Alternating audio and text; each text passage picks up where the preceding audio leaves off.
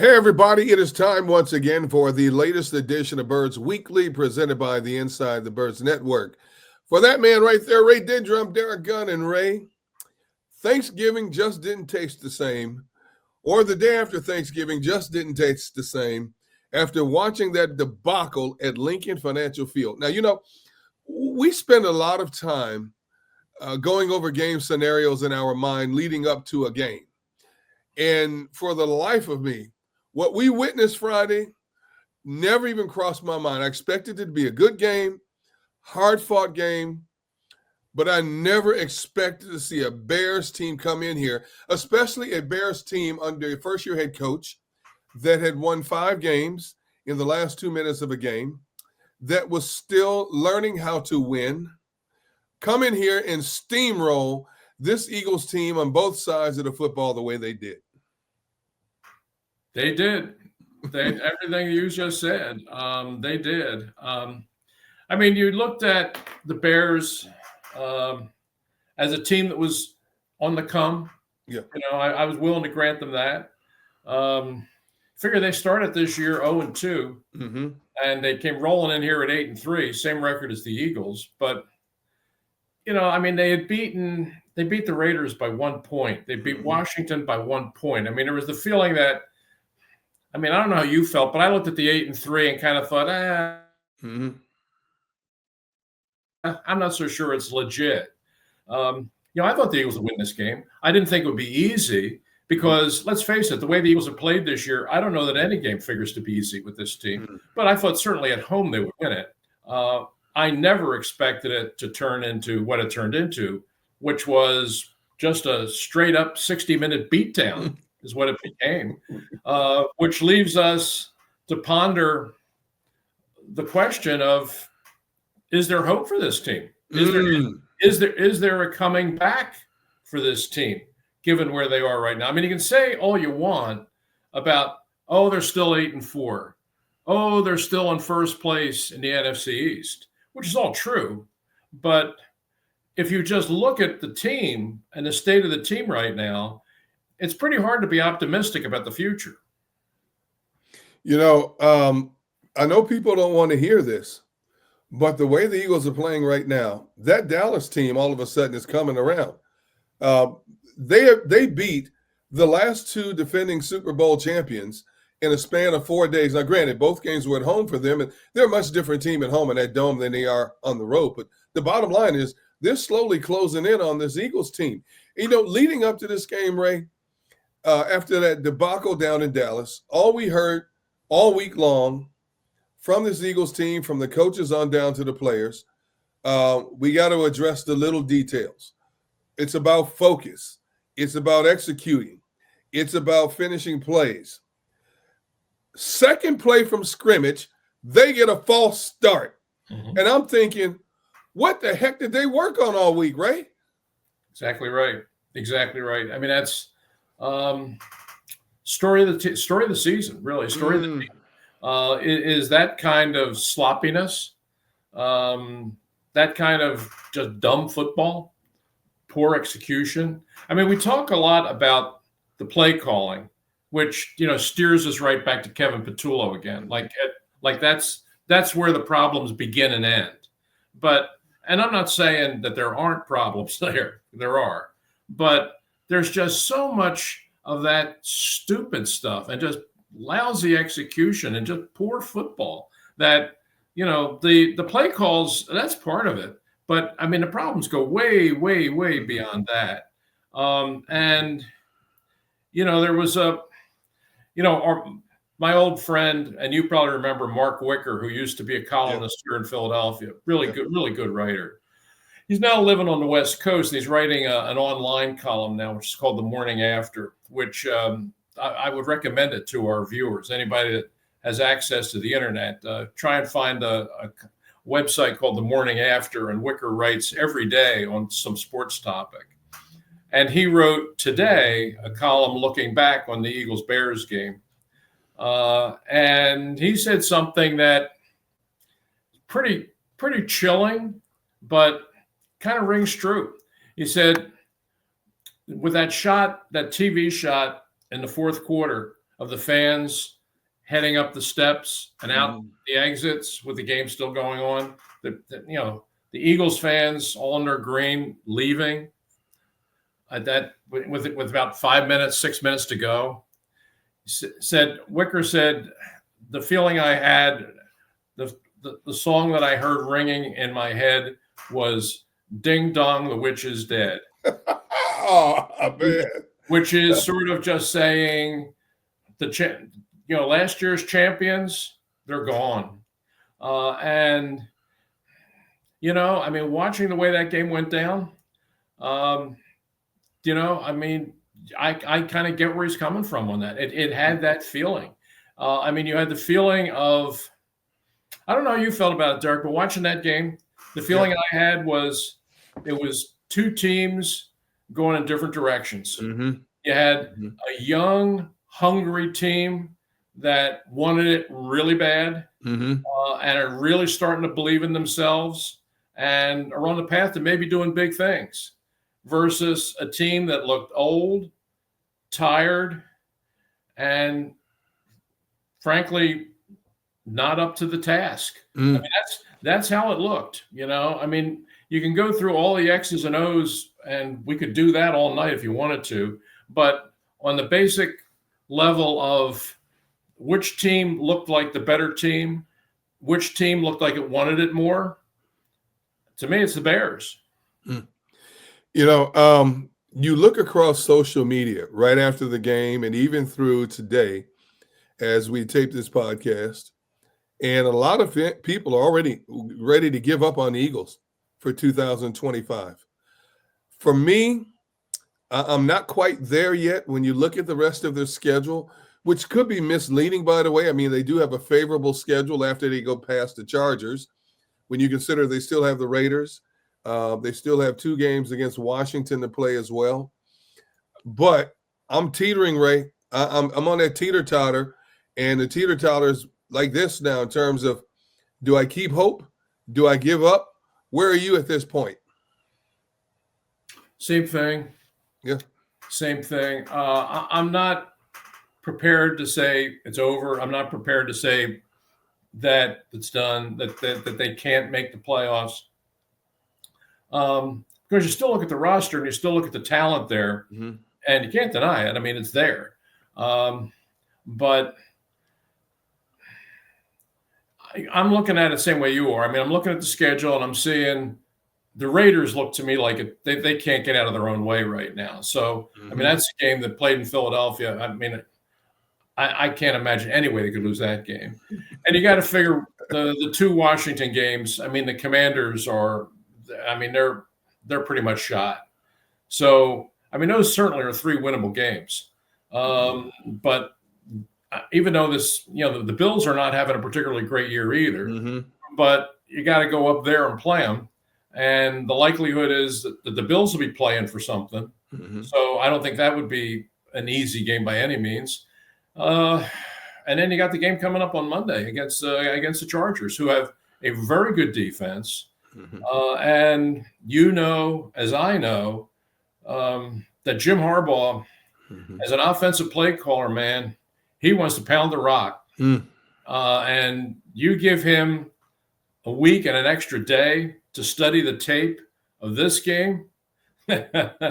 Justin Herbert might not hit double digits in pass attempts. Jim Harbaugh might just dust off the old Woody Hayes playbook for this one and just come out, and run that and run that counter play, that inside zone where you just start everything going this way and then cut back and the Eagles had no answers for that.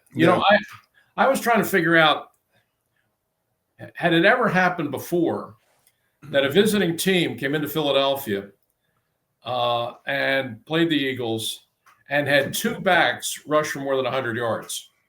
Because the stat that Al Michaels brought out last night, which they dug up during the game, was the last time the Bears had 2 runners go for more than 100 yards. And they had to go all the way back to 85, which was the Bears' Super Bowl season, when it was, of course, Walter Payton and Matt Suhey. But I'm thinking, I'd like to know, look at this from the Eagles standpoint, when's the last time a visiting team came into Philly and had 2 backs go over 100 yards. Mm. Well, I looked it up because, I just finished rewriting the Eagles Encyclopedia, which you have behind you there. Yep. Mm-hmm. So I had a lot of my old history stuff sort of stacked in a drawer here. So I went through it.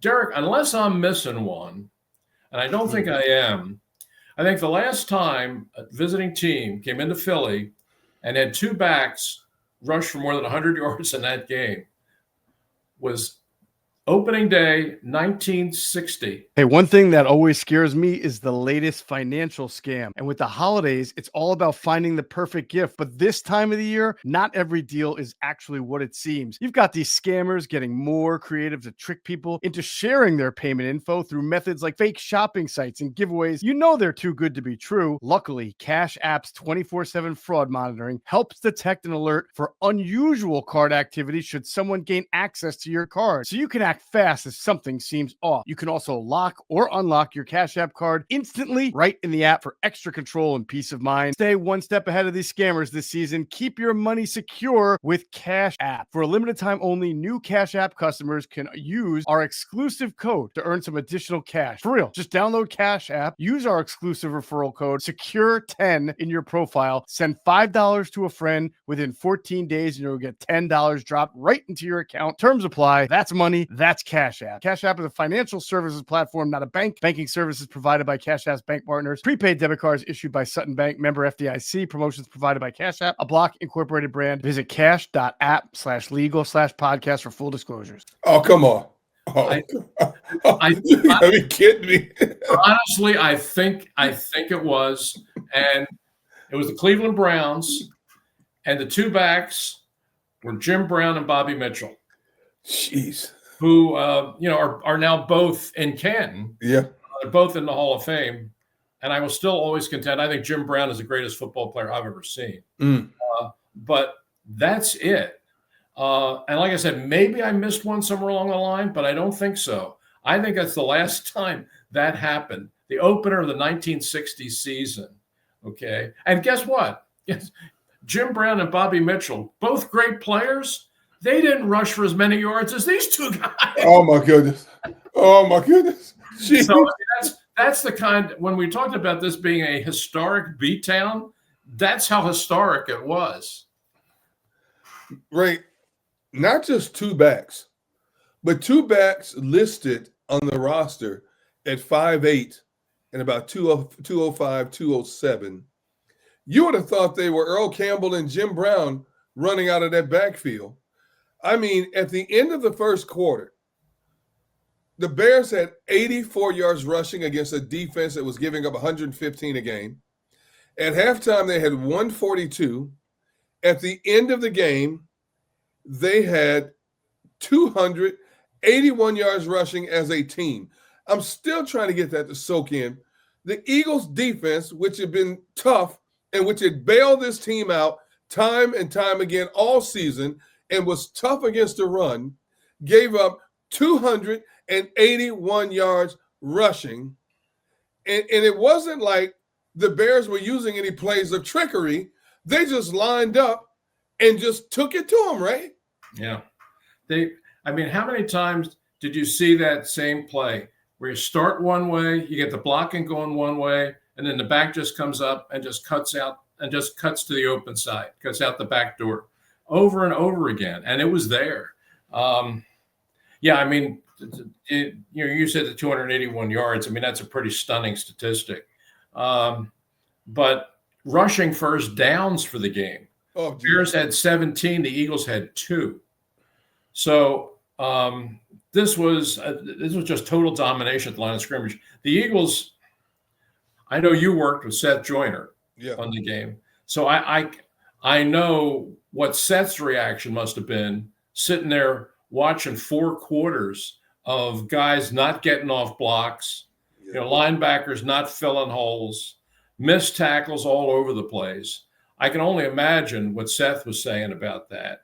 But I mean, it was that bad. Now, we've talked in past weeks about really kind of how valiantly this defense has played week in and week out to keep this team afloat when the offense hasn't been doing diddly. I mean, we've been saying that every week.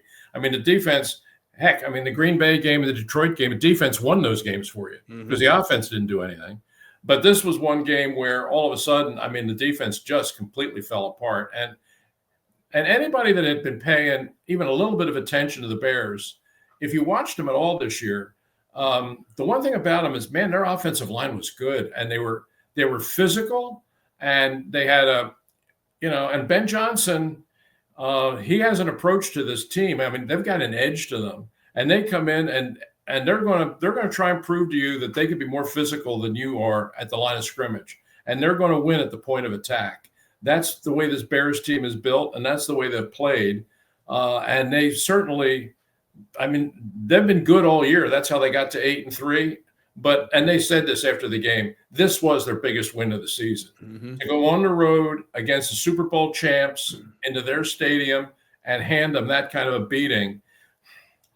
I'll tell you this, the Bears might wind up winning that division. They really might. And at the start of this year, when you were sizing up, I think everybody thought Ben Johnson was a really good coach and he was going to improve that team. And he certainly has. But you looked at that division at the start of the year, Detroit, Green Bay, Minnesota, those were all playoff teams. And I think, at least I felt that, okay, the Bears are going to improve. I mean, this coach they're going to improve under this coach, but they're not going to climb, they're not going to jump these other teams because those other teams are there now. The Bears are going to come on and they're going to get better, but I don't see them getting ahead of those other teams. Maybe one of them, but they're not going to, my goodness, they're not going to jump from last place to first place in 1 year. Well, guess what? They might, because right now they're playing really good. And the thing is, it's a young team.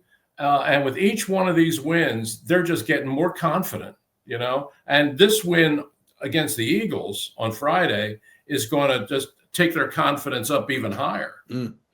After the game, DeAndre Swift, who was here for a brief stint with the Eagles, said, we wanted to send a message to the league in this game. I sit here, and Ray, the only thing I can say is message received loud and clear. They were not a great defense statistically, especially against the run. They were not a defense that put a lot of pressure on quarterbacks or sacked the quarterback a lot. They were not a prolific offense. Your quarterback was completing 59% of his passes coming into this game. But again, message received loud and clear in terms of them playing as a cohesive unit on both sides of the ball, making the necessary plays when they have to.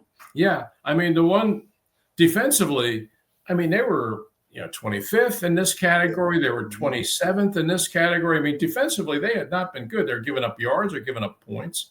They were giving up.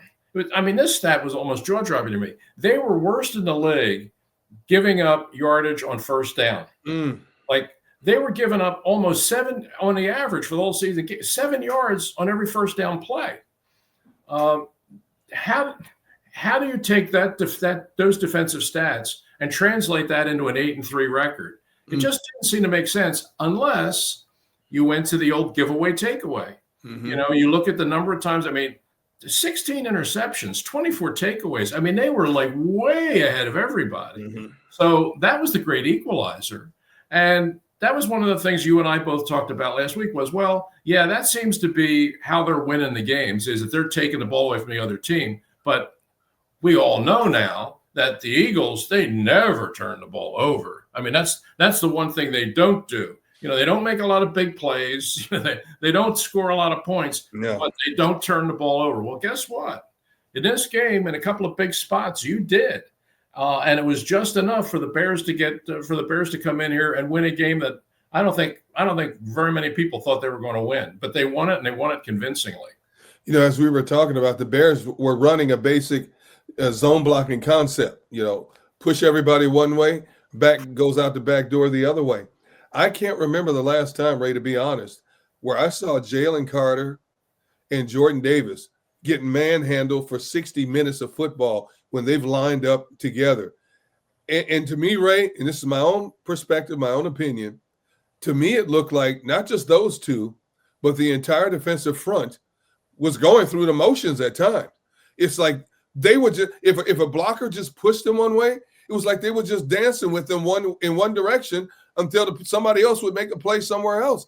I hadn't seen that from this defense in 2024 or this year up until this game. It started to happen in the Dallas game, but what we saw in this game was atrocious. Hey, it's Jeff Mosher. And if you have a family and kids at home like me, you always want them to be fully protected. That's why I'm thrilled to be a Simplysafe customer. And our house is equipped with the most technologically advanced alarm system you can get. If you could actually stop someone from breaking into your home before they got inside, why wouldn't you? Traditional security systems only react after a break-in. But Simplysafe is different because it stops crimes before they happen with Active Guard outdoor protection. Their AI-powered cameras detect threats while they're still outside your home, and they alert real security agents. These agents take action while the intruder is still outside and confront the intruder to let them know they're being watched on camera and police is on the way. And that's how you stop a crime before it's committed. There's no long-term contracts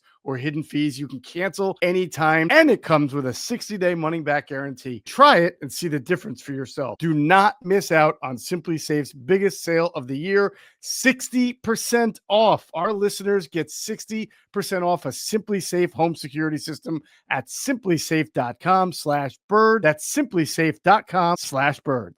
Yeah, very, very simple stuff, really, when you get right down to it. I mean, it's just a simple concept. You get everything kind of moving one way, and then zone block it up, and then create that backdoor lane for the back to just find it, cut it, hit it, and he's gone. And I mean, the backs were coming through there. I mean, they were into the secondary without even being touched on a lot of those plays.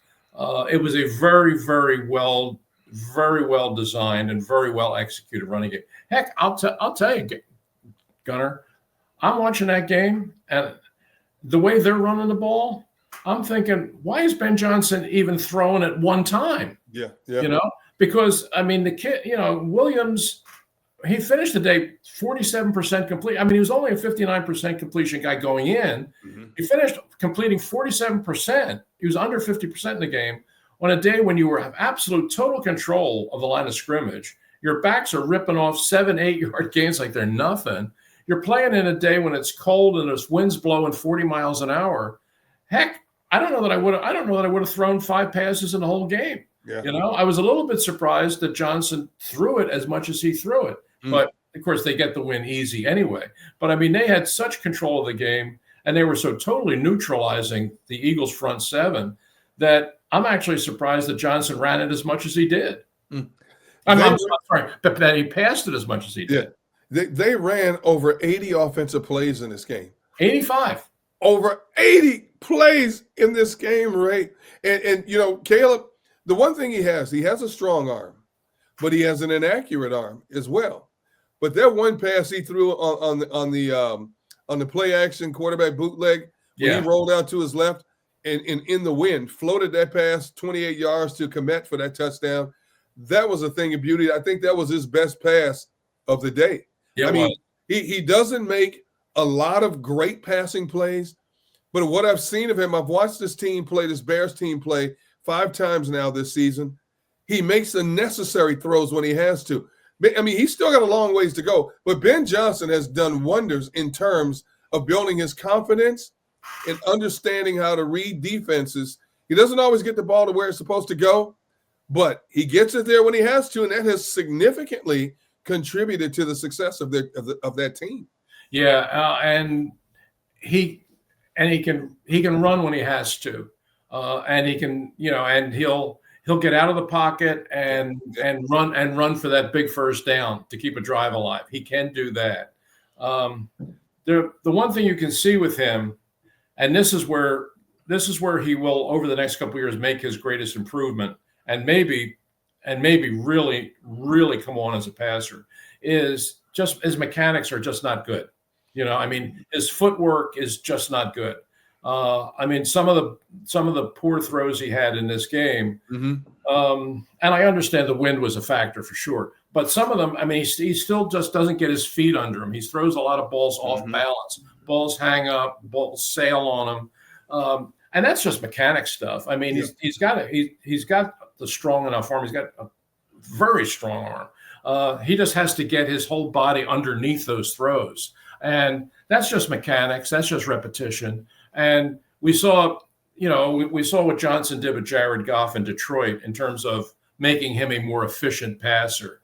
And I think that over time, with more time to work with him, Johnson will do the same thing with Williams. But right now, he's just kind of a playmaker more than he is a pure quarterback right now. And he's, when you've got the line playing the way they're playing and the backs running the way they're running right now, all he has to do is make a couple plays here and there, and it's going to be enough to win. But I agree with you that sort of little bootleg action to the left when he floated the ball to the tight end, who had gotten behind Blankenship. That was a really good call and a really well executed play. And the Bears, there's no conclusion you can take away. The Bears looked like the better team here. I mean, and by a lot. It wasn't even close.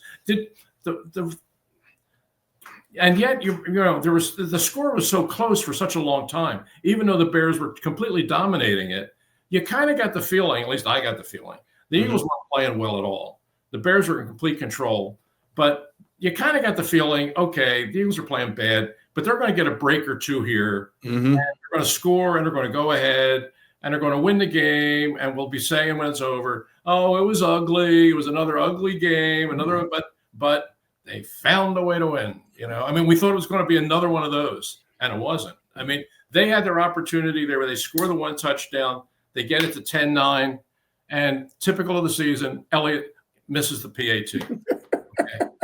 So now, Bears get the ball back, and Williams throws that little screen pass that Jalix Hunt intercepts. Yeah. The Eagles get the ball, and now they get the interception in the red zone. Okay. So here you figure, okay, it's 10-9. The Eagles get the turnover. Now they're going to take it in, score, and finally get the lead, which they hadn't had the lead all. Now they're going to finally get the lead, and they'll be ahead. And okay, now they're going to win the game. As bad as they've played to this point, as much as the Chicago has dominated, this is going to be one of those that they're going to they found a way to win. Well, they didn't this time. They ran the tush push, got stripped, turned the ball over. The Bears take it the rest of the way, score the touchdown, and guess what? It's over at that point. I mean, the Eagles had their chance right at that moment to score the touchdown and maybe get control of the game. They turned it over. The Bears take it away, which they've been doing all year, take it the other way for a touchdown, and from that point on, it was their game. We're going to get to Jalen in just a moment because, wow. I mean, that's all you can say about Jalen's lack of performance in this game. But from your perspective, what is happening to fit Vic Fangio's defense now? We saw him fall apart in that second half against Dallas. We saw a complete collapse against this Bears team from start to finish. This is not a Vic Fangio defense that we've grown accustomed to seeing. And players are out of position. Players are missing tackles. Players are still committing penalties, unnecessary penalties. I don't know how to pinpoint what I'm seeing in the Vic Fangio defense right now, Ray. And you cover this game longer than I have, and I've been covering it for over 40 years. Maybe you have a different perspective in terms of what you're seeing from this Vic defense right now. Well, this was different in a sense that what happened in Dallas was against a Cowboys team, for whatever else you want to say about them, they're explosive. I mean, they're the number one passing team in the league. They're the number 2 scoring team in the league. I mean, that's an explosive offense. And when they get it going, and especially in that building, they can blow you out. And that's what happened. They got the ball, they got hot, they got that offense cooking, and they just blew the Eagles out. Well, I've seen them do that before. So that was okay. It comes, they come out of a 21-0 hole and they beat you. Well, that's pretty bad. But okay, I get it because I know who's doing it to you. And on one level, it kind of makes sense because they could do that to anybody. This was a harder one to figure because this was a top to bottom beatdown from a Bears team that's, I mean, they're young and they're good, but they're not that they would come in and they would just dominate you at every level. I mean, they dominated you at the line of scrimmage. They ate up your linebackers. They made big plays in the passing game, and just had their way with you for 60 minutes. They did, and the defense was just collapsed. And I just wonder, what is it? I mean, is it? The Eagles have been losing time of possession pretty much every week anyway. Yep, that's just the way the season's gone. Hey, Philly fans, game day is stressful enough. Parking, traffic, long lines. We've all been there. But when it comes to your cannabis, Camden Apothecary makes it easy. This is the dispensary for sports fans, just minutes outside of Philly with plenty of free parking. You'll be in and out fast, no hassle, no waiting. And they don't just care about convenience. Camden Apothecary is all about the guest experience. Their staff makes sure you feel taken care of every time you walk in. Plus, they carry only the best quality cannabis at the fairest prices. So whether you're stocking up for the tailgate, the watch party, or celebrating a big win, you're getting the good stuff without overpaying.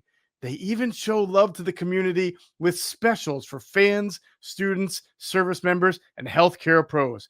Camden Apothecary, top quality cannabis, great prices, and an experience made for Philly fans 21 and up. Maybe the bottom just fell out on them. Yeah, maybe that after what happened to them in Dallas, that kind of a game, maybe the short week, maybe they were just exhausted. I don't know. I mean, it was just, but it just didn't seem like they had anything right from the beginning of the game. It isn't like fatigue set in the second half. Mm-hmm. They got pushed around in the first half. And one of the things that I was struck by in this was the similarity of the weeks from earlier this season, the two games they lost then, to these two games they lost now. Very similar and very disturbing for the same reasons. First time they lose to Denver at home, a game very similar to the Cowboys game. They seem like they're ahead, they're in control, they're in command, and Denver comes out and beats them at the end of the game. And you feel that they blew this game. They had this game and they let Denver come back and steal it from them. But short week, we're going to New York on Thursday. We'll get everything right. We go to New York and it's worse. Yeah. Go to New York and they absolutely kill you. This was kind of the same thing. You had the Dallas team, you get 21-0 lead, everything's great, and all of a sudden they come back and they beat you. Short week. Now this time you're coming home and you're playing the Bears, and the Bears put the same kind of beating on you that the Giants did earlier this season. Yep. Very similar. A game that you seem to have in hand, you blow it. You come back on a short week and you get beat worse by a lesser team. Why? I mean, that's you can put that on the players, but to me that smacks of coaching. I mean, that really smacks of coaching. And we've certainly talked a lot about the offensive coaching and the shortcomings of the offensive coaching. And this is 1 week where you kind of got to look at the defense and maybe point your finger to the defensive coaches too. It's a bad game when Jake Elliott misses an extra point, but the problems run deeper still, and that brings us to the franchise quarterback. And Ray, I think this might have been his worst game of the season, if you really sit down and analyze it. He had A.J. Brown on a crossing route that would have been an easy first down. Right. He's staring right at him. Throws the ball behind him. AJ has to go down to his knees to get the ball and doesn't get the first down. He has Devontae on a slant, which was the proper read. Devontae on a slant, wide open. He would have walked it in for 6. He throws it behind Devontae, and on the same play, Dallas Goedert's running the seam route, waving his hand like he's waving a flag. There's nobody within 10 yards of Dallas. He misses both of them on what would have been a touchdown and could have changed the momentum of this game. And then he throws a pick on a rollout. He just heaves one up and throws a pick on a rollout. And of course, you talked about it. He fumbles on the tush push. He gets now. Nashawn Wright made a great hit on the ball and pulled the ball loose and got the ball and recovered it for the Bears. But I think overall, Ray, this might have been his worst game of the season. Now, people are going to say there are those who are Jalen supporters no matter what, who are going to say not just us, but the media in general is Jalen bashing because we hate Jalen. This is not about hate. This is a fair observation, fair critique. And I think, I don't know what it is, because if you look at the play where he threw it and AJ had to go down on his knees, he had time to throw the ball. If you look at the route he threw to Devontae, he had time to throw the ball, set his feet and throw the ball, and he still threw it behind him. And I don't know what he's thinking or what's going through his mind during these sequences, Ray, but something about his game is way off. It sure was this time. I hadn't thought about it in comparison to the other games this season. Yeah. But to your point about worst game of the year, yeah, it might be. Might be. Especially when you consider you're up against, what were they, the 25th ranked defense or something? Yeah. It isn't like, I mean, we can talk about the coaching part of it, which is you were going up against a team that was giving up an average of more than 5 yards per carry. I mean, this is a team that hadn't stopped anybody's running attack all year. And yet you came out on a blustery, gusty, cold, windy day. And I thought you just threw the ball way too much. Yeah. I mean, I know this team hasn't been able to run the ball at all this year, but there were glimpses in this where I thought it looked like the running game had a chance. Not that they were all of a sudden had found something, but the Bears defense had that many holes in terms of run defense that I thought the opportunity was there for the Eagles to run the ball and have some success with it maybe for the first time all year. I was a little bit surprised at how many times they just had Hurts just standing in the shotgun and just trying to sling it when it clearly wasn't a good day for him. And it was a tough day for anybody to throw the ball. Conditions just weren't good for it. So I thought that was I was a little bit surprised at the play calling, to be honest with you. But to your point about Hurts' own performance, yeah, it wasn't good. The little slant that you talked about, the one to Devontae, which is, you're driving the ball, you're in their territory. It's a play that there's clearly an opening that if he catches the ball, you put the ball on him and he catches it, there's a very good chance he can take that into the end zone. We've talked a lot about Kevin Patullo, bad play calling, unimaginative play calling, not getting guys open. Well, none of that was true on that play. It was a good call. You had a good receiver who was open. There's an opportunity for a big play right there, and the quarterback just doesn't put it on him. I mean, you can't blame that one on the coaches. I mean, that was a good call. It was just a lousy throw. And that's kind of been the story of the season. If this were week 3 and it were September, you and I might be saying, they'll work this out. Yeah. They're still, it's early in the season. They're just working these things out. Well, Thanksgiving has come and gone, and it ain't early no more. And I think I've kind of come to grips with the fact that this is what they are, and I don't think they're going to get a whole lot better. They just have to find a way to try to win with what they have right now. And okay, they've gotten to 8-4, but this does not have the look to me of a team that, even if they get into the postseason, has anything that's going to get them beyond game 1. I think if they get in, I mean, to me, I just don't see them lasting very long. You've mentioned a couple of times about the play calling, and I sit here and I agree with you 100%. But when you look at this game across the board, this was not about play calling. This was about player execution on both sides of the ball. And once again, people are screaming, fire Patullo, fire Patullo. And Nick Sirianni, after the game, came out and emphatically stated, we are not changing play callers. Should he have made that statement right there? Or should he have just kept quiet about it and let people speculate leading up to the Chargers game?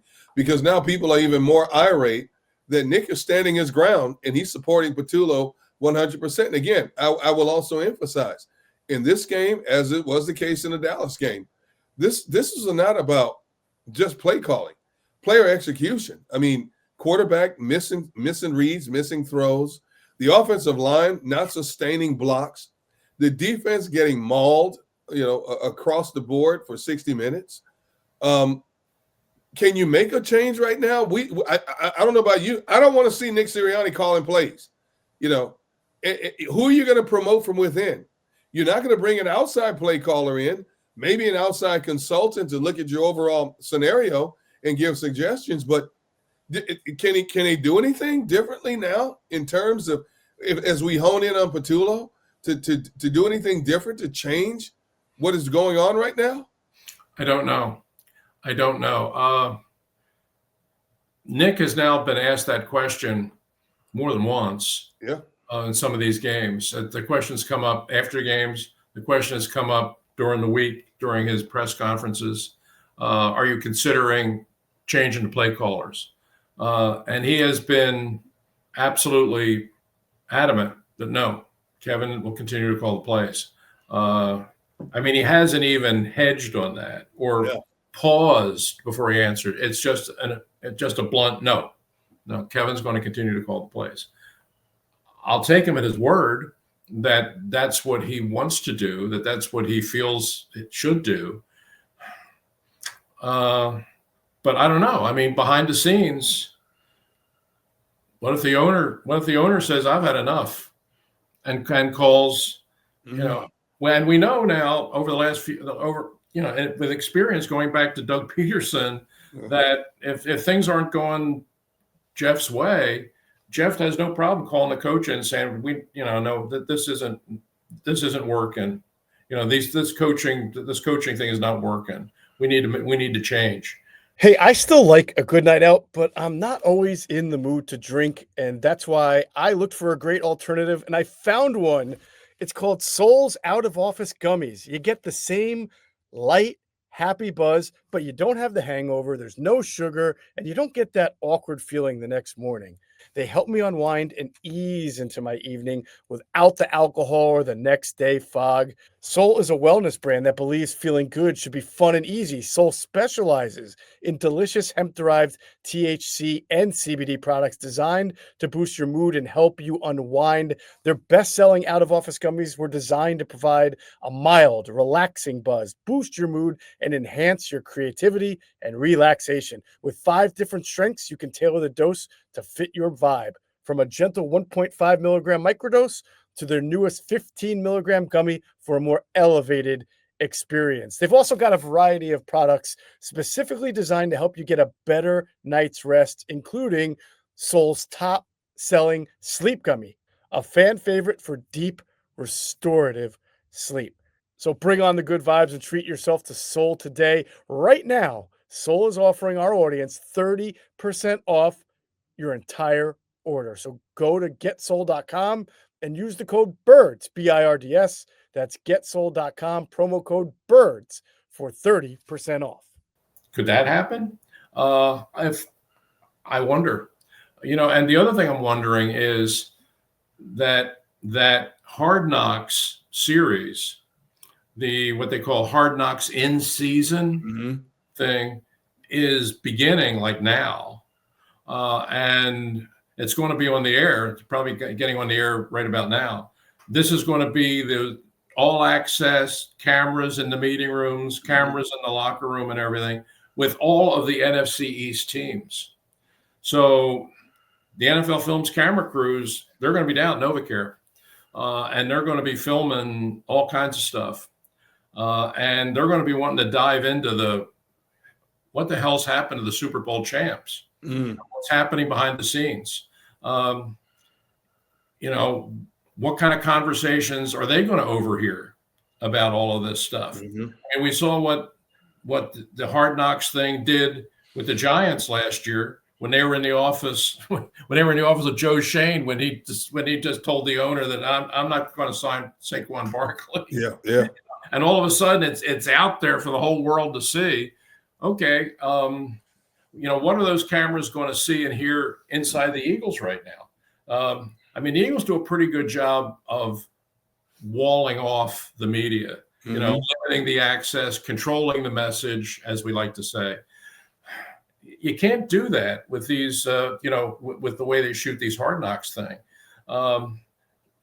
The cameras could stumble upon something here that might be a real reveal as to how things are working in there. And, the last thing, given the state that the Eagles are in right now, the last thing they need is having to worry about a camera over somebody's shoulder. That's right.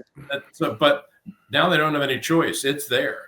So for the fans that have been wondering what's happening behind closed doors now, what kind of unrest is really going on, who's really mad at who's really pointing fingers at who, well, you may be getting the answer soon on television, because Hard Knocks is going to be one of the storylines that they're going to want to follow, is what's wrong with the Super Bowl champs and can they get it right? Well, where does leadership on this team come into play, Ray? You look at Brandon Graham. Since he's been back, he doesn't play many plays, hasn't been effective at all. Zach Bond, outside of the almost pick he had down in Dallas, has been relatively silent in games. Lane Johnson is down with that plantar fasciitis. Liz Frank injury. Where's leadership, and who are the leaders? Who are the guys that can stand up and get in people's faces right now? And I've been going over it in my mind, Ray. I don't come to a conclusion. There is a definitive player or players right now that can rally the troops.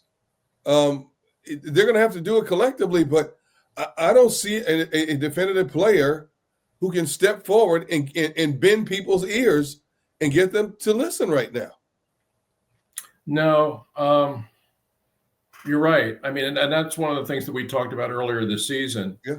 Was especially on the defensive side. Yeah. Because there are so many young players over there. Who is the leader over there? Good question. And you would think it would be Bond, but he's only in his second year with the team. Mm-hmm. And I don't know that he has that kind of personality. Nakobe Dean, I think, has that kind of personality, but hasn't been back all that long. Mm-hmm. He's missed a lot of time, so I don't know if he's really in that position right now. And then on the other side, on the offensive side, it probably was Lane Johnson, but now he's out. So good question. I mean, where do you look for your leadership right now if you're this team? I mean, the obvious place you would say would be your quarterback, but he's got his own issues right now. So yeah, I mean, there's a lot of stuff going on with this team right now, and not much of it is good. And you got a lot of things to work out, and not a whole lot of time to do it. Because, I mean, this game coming up. I mean, everybody's assuming, they're 8-4, they'll be fine, they'll make the playoffs. Mm-hmm. Well, yeah, maybe, but do you really think they're going to have an easy time of it Monday out in LA? Oh, heck no. I don't think so. I really don't think so. And if you lose that one, 3 losses in a row, now you're 8-5. Let's say the Cowboys win again, and now they're just 1 game back. Yep.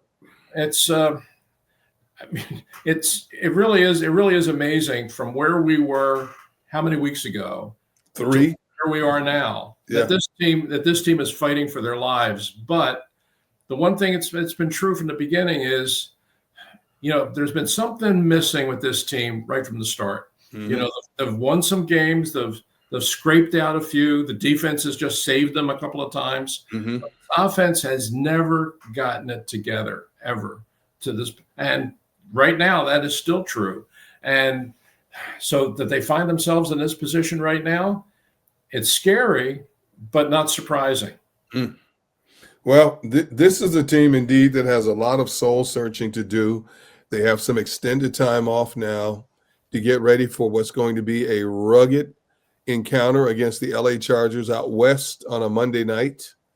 And you're right. If they lose that game, people are really going to be irate that this team has lost 3 in a row. but they've got a lot of issues to settle between now and then, and they've been telling us they know exactly what to do, and they still haven't done it yet. So it's going to be interesting to see now that their backs are against that proverbial wall, how they're going to come out swinging. And, of course, that Chargers team we're going to talk about later in the week because they've got a very interesting defense and some very interesting offensive weapons that are going to pose a severe problem for this Philadelphia Eagles team. Hey, before we wrap this thing up, we'll give you a chance to promote your big event coming up again pretty soon now. Yes, it is. It is going to be Wednesday night, December the 3rd, and it'll be Glenn Macnow, the great Joe Conklin, and me doing the greatest moments in Philadelphia sports history, all in one night over at the Scottish Rites Auditorium in Collingswood, New Jersey. And, you know, it's a fun night. There's a lot of laughs, a lot of good memories, a lot of highlights. It's sort of the ultimate highlight show. And it's one that I just think it lifts your spirits. And if there's anything that the Philadelphia sports fans need right now, something that's going to lift their spirits. And I guarantee you that this show will do that. So Wednesday night, December 3rd, Scottish Rite Auditorium, the greatest moments in Philadelphia sports history. I assure you there will be nothing from the last two Eagles games, okay? Nothing, okay? We may reference it, but you won't see it, okay? But everything that we're going to run out on that stage is going to be something that's going to bring back good memories. So if you need something that's going to make you feel better, this is the place for you. So come on out, Scottish Rites Auditorium Wednesday night. Look to see you there. All right, good deal, Ray. Well, that'll wrap up this edition of Birds Weekly. We will be back here next week after the Eagles take on the Los Angeles Chargers out west. And keep your fingers crossed. Hopefully it'll be a W, and we're not talking about a third consecutive L. So for Ray Didinger, I'm Derrick Gunn. Until then, we'll see you later.